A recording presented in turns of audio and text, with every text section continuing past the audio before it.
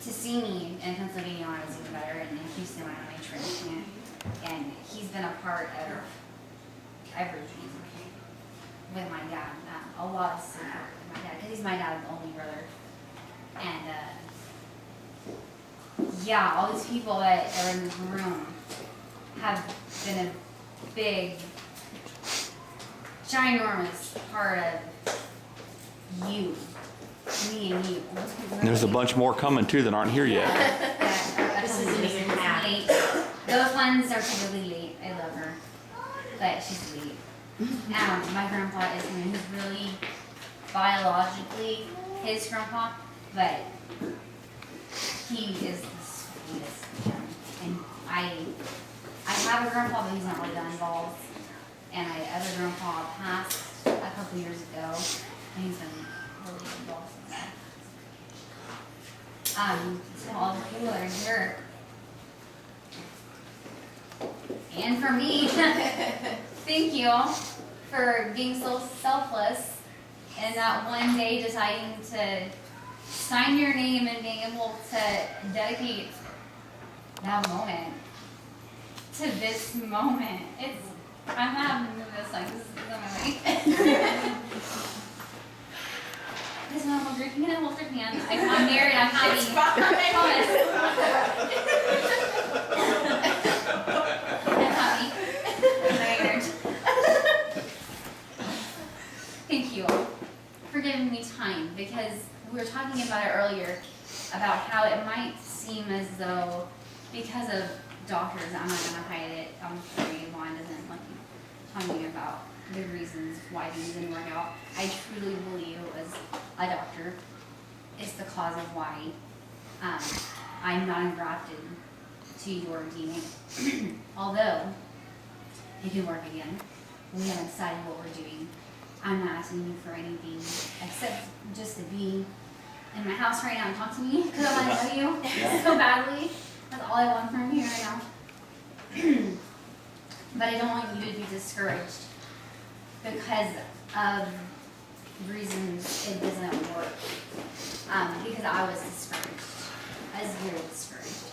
And we were talking about it literally probably a couple hours ago, me and my dad, about it, and I just decided I'm going to tell you, was there's so many contributing factors to why it didn't engraft, or why it did, or why I did get graft versus host disease, or why I didn't get graft versus host disease, or why we didn't talk more, why we didn't get to talk the least. There's a lot that didn't come into play. But I don't want you to be discouraged, because even though you didn't give me 20 years, who knows if you would have given me a week? Who knows how long you gave me? You gave me enough time to realize that I've trusted the wrong people. And you gave me time now that I'm taking steps to be more, to go to my treatment differently and to be more organic treatments. I'm not in the hospital every 5 days getting blood and platelets and chemotherapy. And I'm doing all these things with like turkeys. My mother-in-law, rocks. Mushrooms. Yeah, we're learning about like mushrooms and all kinds of herbs and things that can help with different diseases and different just issues, like a headache. Something simple as a headache. Just rub some time or somewhere writing. I don't even know. I don't know what they've been putting into my. But I want you to know that no matter that you gave me 2 months, because technically I was in remission for 2 months when I relapsed, or you gave me 100 years, you gave me time that I didn't have, that you did have, and you so selflessly, so heroically, so graciously, like so just, here's my heart, take it, because I can, and because I have help, and you don't have help, here's some of mine. Thank you so much. You're You're so absolutely welcome. So much.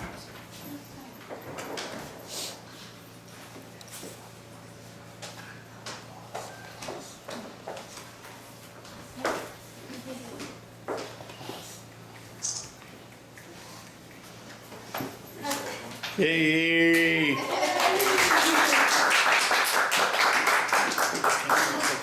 love you. Thank you, Diana. I really should have probably rehearsed something, but that was really good. Once a little taller. Now, we don't know anything about Matt and Danielle. I know, so please tell me a little, or a lot, because I told you this is my whole family. Hi, Matt and Danielle. Well, it's hard to go after that, but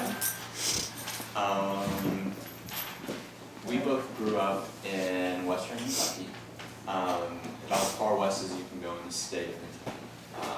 We're really close to Illinois, really close to Missouri, really close to Tennessee, so right there. It's in a town called Paducah, so don't judge, but it's a really podunk sounding. Podunk! Very podunk sounding. We like that word. It's the 5th largest state in Kentucky, so that's our Podunk. quilt capital USA. It's what? Quilt capital. Quilt. Quilt.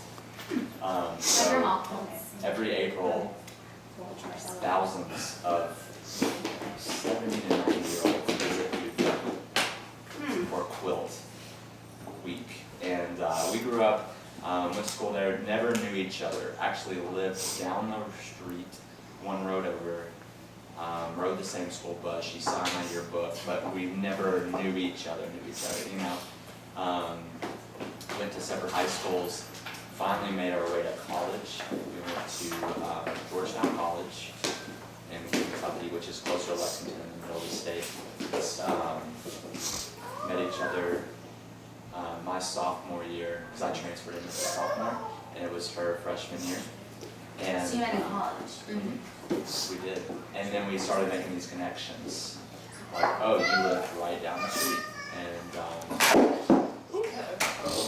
Well, that. Did you practice screening? Did you practice screening? He's Matt's talking. Forget the phone. I just can't get over how many people I see a day with broken screens in my job. And now you know why. We met in college, started dating, ended up getting married in 2010. And that's where I joined the registry at Georgetown.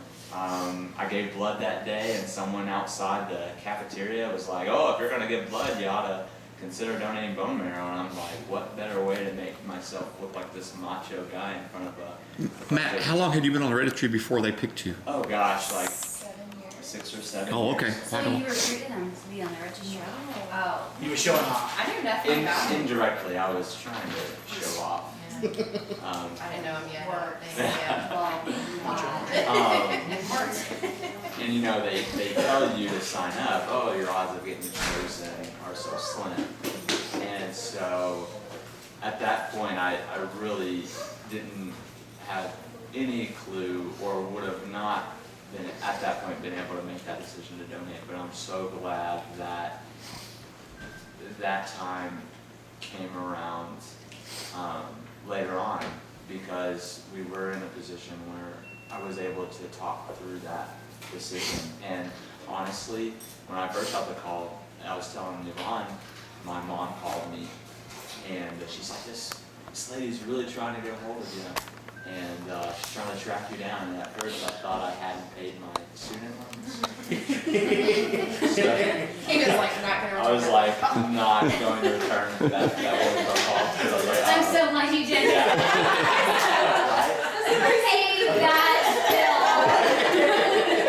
So I was like, oh my gosh. So she finally called me again. My mom was like, well, I gotta give her number. She's harassing me. I gave her your still. And it was number. Yvonne? No, it was Okay. Kentucky. It was a So by Kentucky that center. point, we moved to Georgia. So Yeah. right after we graduated and got married, we moved to Georgia. Oh, okay. Returned the phone call. Said, hey, you remember signing up? And I said, no, not really, but I'll take your word for it. if you want me to go do this, hey, I'll do it, you know. They had me go to LabCorp several times, just to verify over and over and over again, which was kind of, I didn't know what it meant, you know. I didn't know why I was going over and over again, and I didn't know what that meant. Was that mean it was like kind of slightly a match, or was I an awesome match, or was I going to be a match at all? Was I competing against other people? I didn't know, you know. And so then they were like, "Yeah, you're it. Here's what happens now. Are you ready?" And I was like, "Sure." So sat down with like this 1 hour informational session. Danielle was on the call, and we talked about what it was going to be like and what it was like. And I was like, 3 to 7 recovery days, like that's not terrible at all. And the year before, I had my gallbladder taken out, and that was way worse than any sort of bone marrow, you know. And my recovery from my gallbladder, I was out a week, worked for 2 weeks flat, and the next day after bone marrow, I was walking up. I wish people knew that. Yeah, So did they go in through your hip with the? they did. They did the 25 the way that they don't do most. Uh-huh. They The did- 25%? Yeah, that's. Yeah, which is worse. She- It's not as bad as a gallbladder. She, during the information session, they didn't indicate which way I was going to donate, but she said it'd be either stem cells or the bone graft or whatever. And I went to Kentucky, which is where I ended up donating just Well, don't even water or anything to drink. water. Would anybody let me drink? I'm parched. Yeah, I right out all the water in my body. I ended up, And then we'll have to turn their phone on silent. Well, Sorry. I don't know mind that. Mine's playing the one off. so I ended up donating 30 minutes away from Georgetown, from where I signed up. Oh, from where you signed up. Yeah, they flew me back to Kentucky, to the University of Kentucky Hospital, where they have a cancer and research center, and they had me go do a physical, and that's where it became real for me, because that's when they had me speak to a counselor and like this person who was probably reading my nonverbals and you know what I was saying, and no telling what they were thinking about me, but because they made it clear that, you know, if something were to happen, and it's happened before we're back out, then it's bad news, and that's when I knew, well, I'm gonna do it, you know, hell or high water, I'm gonna be there, I'm gonna show up at any cost.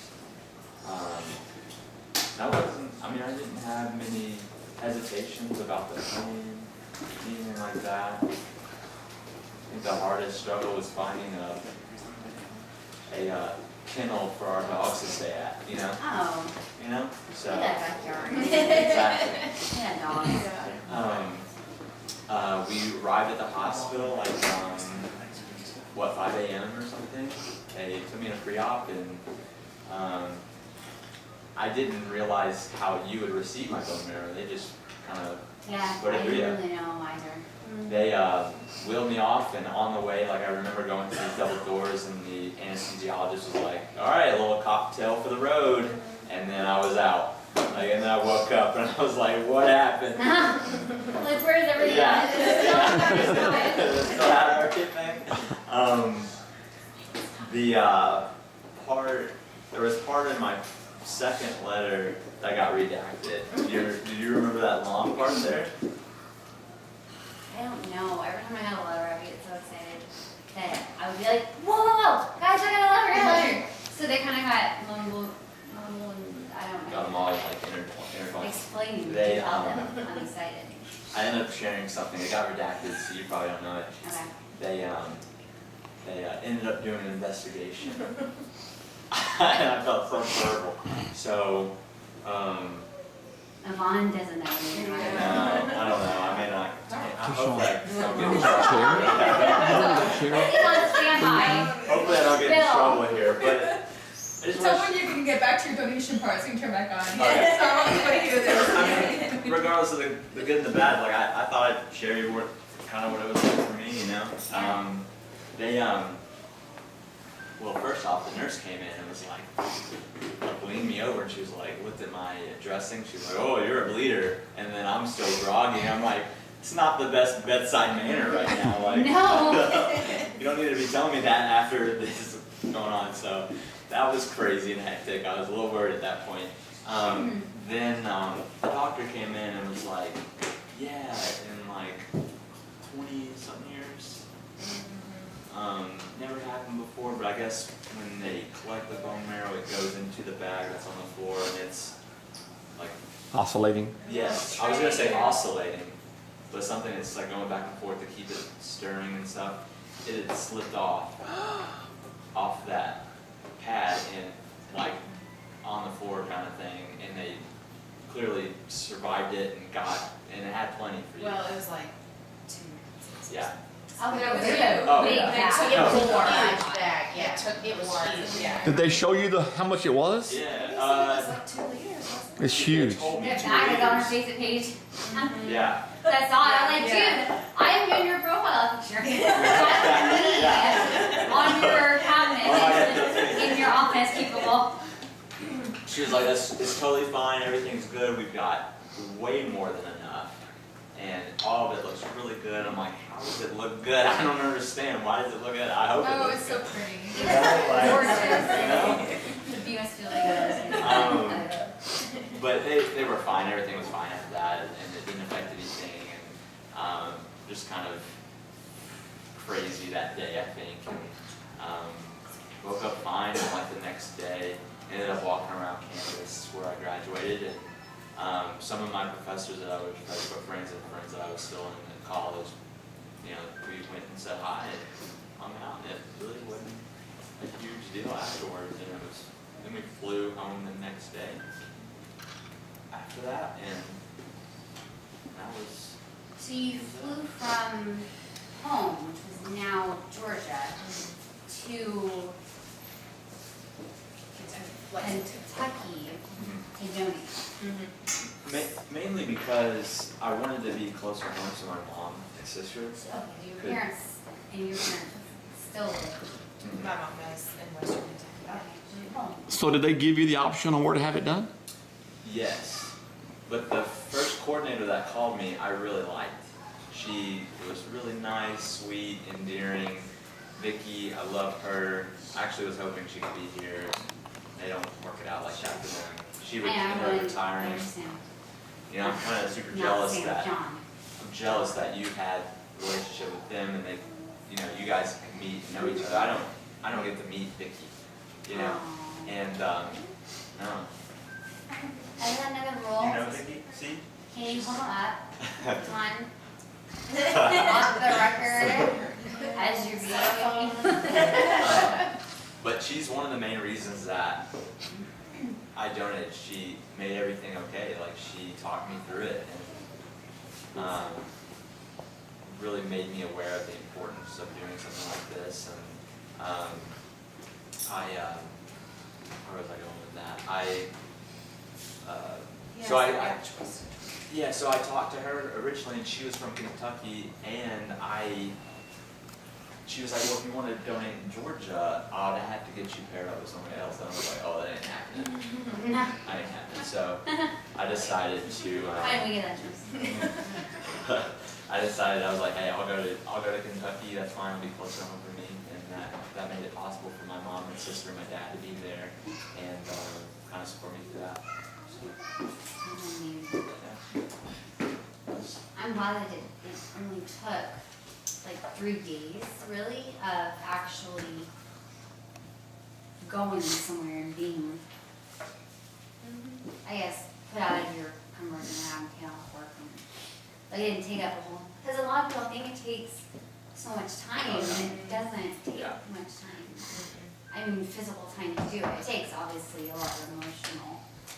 I can't imagine. Yeah, it must take a lot of emotional to do it because so a lot of emotionals get it. But thank you. Yeah. No, it's, Just rest. So did they tell you it was a male or a female when they took it from you? I knew she was a female and she was 24. Okay. So I don't remember when I learned that, but I think that really hit close home to me. Like, Before or after you donated? Before, I think it was during the like orientation, Yeah. like 1 hour call, like here's what's gonna happen, Yeah. and here's who you're giving it to. and I don't know that it wouldn't have made any difference had it been a 4-year-old or a 56-year-old. And Yeah.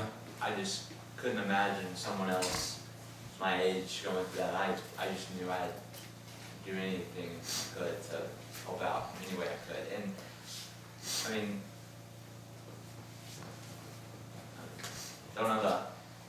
didn't know the odds going into it, but I would have done anything. And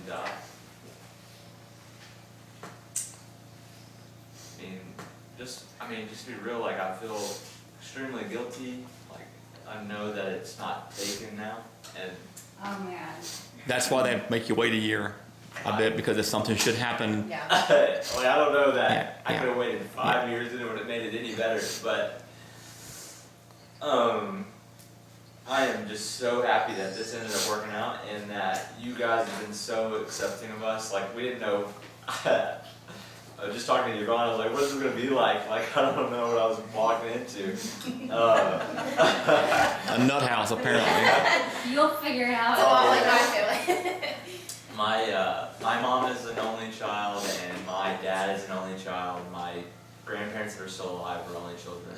Our Thanksgivings were me, my sister, my dad, my mom, and sometimes our grandparents, if they could make it. Oh. So, it's just drama that way. so like This is like this skim of the top of my family, barely. We take a Xanax when we go to Because family there's function. not even yeah. all the siblings, best friends. Actually, there's a bowl of Xanax on the table at our family. Aunts, uncles, like, I have a lot of family. I have, obviously, 2 siblings. He has 2 siblings. But amongst those, we are the youngest of our siblings. So our family has grown and. We have approximately 56 cousins in between everybody that we know. We're not rednecks, I swear. No clue. Well, But mainly my mom's side of the parents, family. my mom and dad, both, you have 5 siblings, and my dad has 3, just for sake, 3 siblings. Uncle Gary has me some. And then, yeah, so we have big families. Our family Yeah. events are big time deals.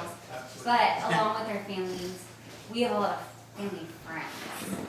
So when we have like a family dinner, it's typically not just me and my husband. It's like me and my husband and like my best friend and my sister-in-law who happens to be a best friend. And then like everyone else who's not even blood related. Like there's so many friends that get mixed in that, We have friends that are basically family. yeah. Yeah. We Yeah. consider like that. And one thing I really want to say, Matt, is I thank you so much for not backing out. As a mother, I was scared to death because they give her this huge amount of chemo to completely wipe her system down before she receives it in marrow. And then she had to wait to get it. And so they only do fresh infusions. So in the back of my mind is, what happened if you backed out at the last moment because you were scared? Because I would be scared. Well, that happened just recently. And It was in the I don't- news. yeah. Well, Yeah. we have a But customer. we want, I want to thank you for going through with it because I know it had to be a tough thing.